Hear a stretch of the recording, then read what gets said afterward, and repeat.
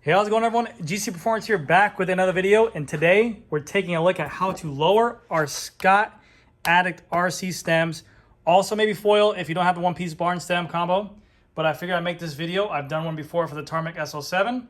Because these cables and housing are integrated through the bar, through the stem, I'm going to show you guys that maybe if you purchase this bike, how to lower the stem with the spacers without actually cutting it. So maybe let's say that you got this bike, you're riding it. By the way, the review on this video is going to come out real soon. This bike is freaking gorgeous. New Alteca, so I have that as a bah. Hala hala.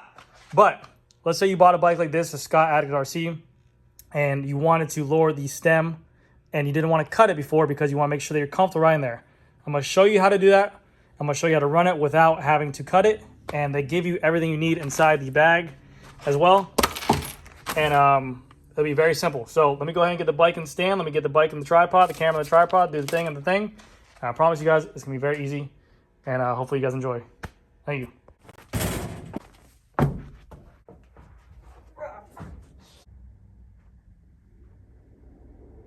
Ah!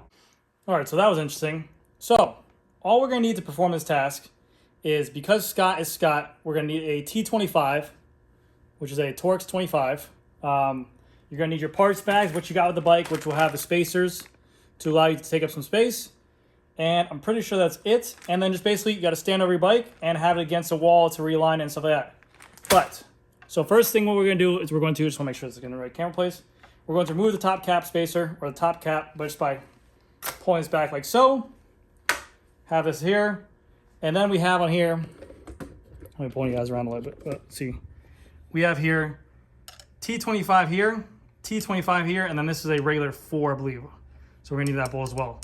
And all we're gonna do is we're just going to loosen, remove this top cap. So let's get into it. And the reason why I do this video is because there's times where sometimes people might not want to take it into a bike store to lower this. And maybe it's, they don't want to pay for a fit. They want to just be able to go ahead and remove this and try this out themselves before they make the judgment call whether or not they want to lower or anything like that.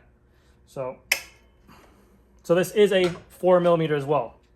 So we loosen the 2 pinch bolts first, and then we remove the top cap bolt. Reason for it is because if these two are tight, when you tighten or remove this bolt, you're basically just tightening or ruining the threads on it. But you always want to loosen up the pinch bolts first whenever you do anything like this.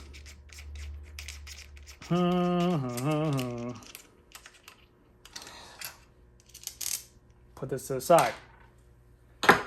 Now, we want to figure out how much we want to take off. So I'm going to just going to show you guys, for example, I'll remove the first top 2. So they're individually marked. Let's see if I can get this zoomed in right here. So they're individually marked right here, 1 and 2. We're going to remove the first top 2, and I'll show you guys how to do that. So first, pull this up like so. Wiggle around a little bit.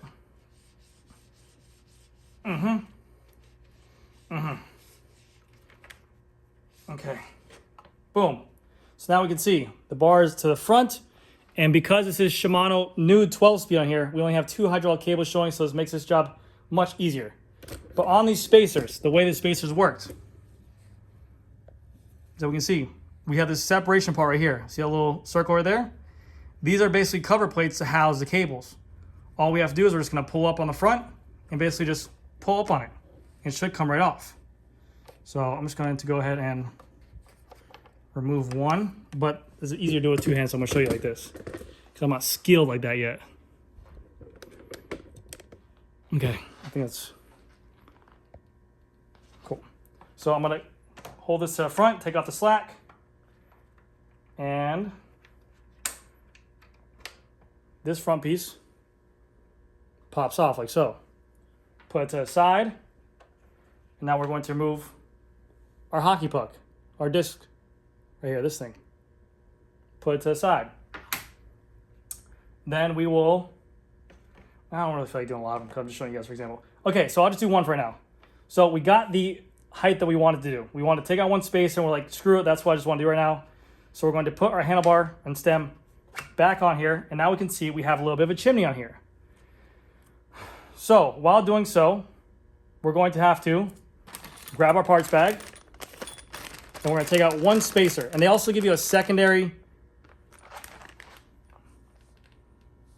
Yeah, that's one space right there. They also give you a secondary stem cap to work with this. And the reason why we want this one spacer is because it fills that void in. You want this to be taller than the cap. So right now we have a little bit of lip, and we're gonna put a stem cap there. It's gonna fill the void. So I'll show you guys now. But that's what it looks like when you remove the one spacer. So we're gonna put that back on there. And then we're gonna look for the other stem cap. This is the original stem cap. I think it comes with 2 stem caps.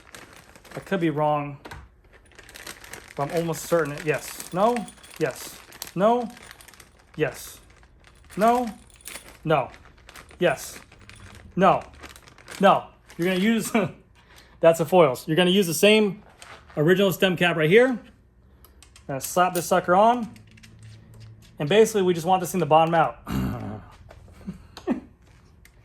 But you're gonna tighten up the steer bolt like so. Make sure that our spacers are aligned. Make sure everything's good with the spacers being aligned how we want them. And we just want to make sure this is snugged up. And the way you know how this is torqued down right is that there'll be no play or rock inside that headset. This is probably all blurry too. Let me stop this real quick. Okay, so this is pretty much the finished product of what it looks like. I didn't change anything. I just wanted to get the phone off the tripod so I can show you guys. All that's left to do is going to be just to make sure this is tightened down to spec, tighten your pinch pulls back down to spec, and make sure that everything is lined up straight. And we want to make sure everything's lined up straight. You have markings here to match up with the torque bolt, and then just make sure your handlebar lines up with the wheel. Now, only downfall to this is that this cap will not go on flush anymore because you took out the space on the bottom. But the benefit to being able to do this and for Scott to be able to send you spacers with this to ride like this is it gives you the opportunity to ride the position of the bike before making that cut. Because if you didn't have these spacers on that option, I mean, obviously you just have to go outsource them, but if you didn't know this was possible, you would have to ride this stock as is, tall as all it can be, and then just guesstimate where you want to be at. So this will still give you the opportunity to do this at home because you get this included in your parts bag. It's your parts bag here that has other spacers. You can slam this all the way, it has spacers all the way down there. And you can ride it as is without having to make the cut and make that that scary deep dive into there. So this is the video how to do it.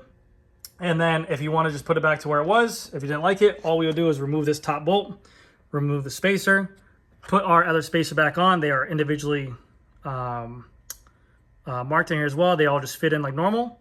And then you have a little cover piece for the front. You can see even where they separate here. There's a line in the front. These come off very easily.